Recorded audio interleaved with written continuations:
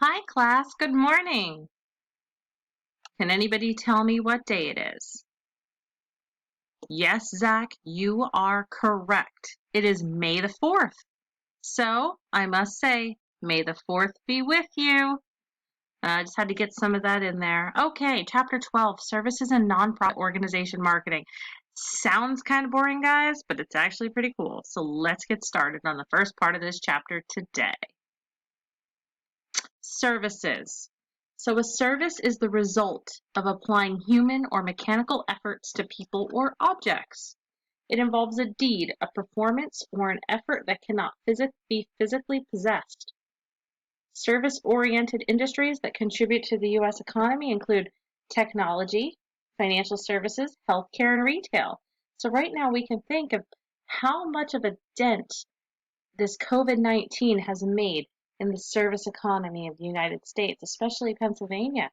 Hairstylists can't be open. Restaurants can only have takeout. So waiters and waitresses, or they call them servers, they're not making as much in tips. So it's a little crazy right now. But that's a service, is when somebody or something does something for you.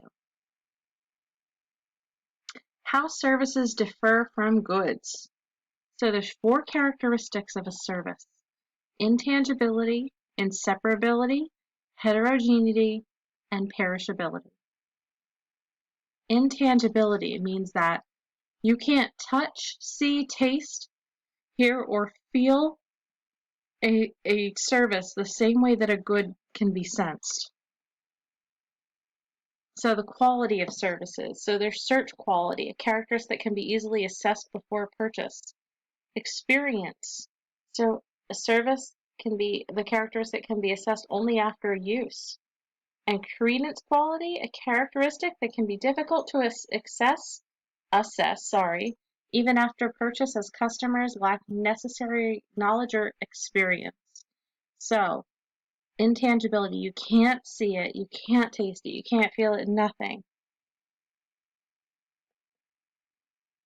Inseparability, that's the inability of the production and consumption of a service to be separated.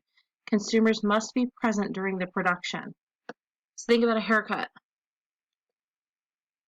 You need to have the hairstylist right there with you. You can't just say, give me a haircut and I'll take it to go and do it at midnight. I mean, yes, a hair salon, they could send you home with a color kit. Is that a service? Well, them giving it to you, yes, but really they're selling you a product. They're not doing it for you. You're coloring your own hair. So that's the difference there. So it makes consumers involved in the production of the services that they buy. Services cannot be produced in a central location and consumed in decentralized locations as goods typically are. So it's food. Food is the good, but you being served it is the service. Heterogeneity, the variability of the inputs and outputs of services, which causes services to tend to be less standardized. So what that means is that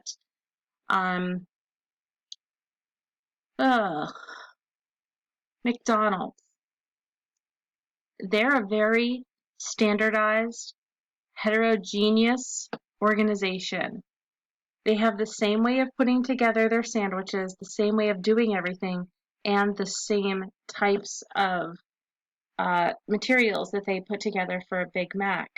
Now, let's say another restaurant decides that they're going to put together a Big Mac sandwich and get the same ingredients. Will it be exactly the same? Probably not, because right there, training helps increase consistency. So it won't matter if they have the same ingredients, if they're not trained to cook it the exact same way or perform the service the exact same way. They simply can't. If there wasn't this concept, we would always have good haircuts. Sometimes we get bad haircuts. Perishability, the inability of services to be stored, warehoused, or inventoried. You can't take them with you. So can hair salons make up their sales from being being shut down for this time? Nope, no they cannot. So supply and demand has to occur at the exact same moment. And that's all we're going to cover for today. Tomorrow we're going to pick up with service quality. See you tomorrow and take care.